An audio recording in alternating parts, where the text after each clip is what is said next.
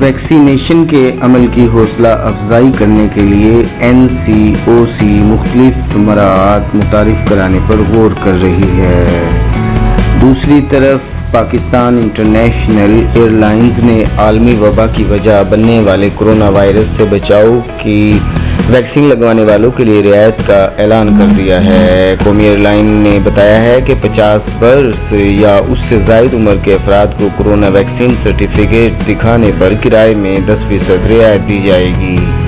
PIA کے مطابق 50 برس یا اس سے زائد عمر کے افراد کے لیے رعایتی ٹکٹوں کا اعلان کرونا ویکسینیشن کو فروغ دینے کے لیے کیا گیا ہے۔ قومی ایئر لائن کا کہنا تھا کہ کرائے کی قیمت میں 10% رعایت صرف اندرون ملک پروازوں پر دی جائے گی۔ مذکورہ سہولت صرف کرونا ویکسین کا سرٹیفکیٹ دکھانے والوں کو حاصل ہوگی اور ٹکٹوں میں رعایت کا فیصلہ 10 جون 2021 سے نافذ العمل ہے۔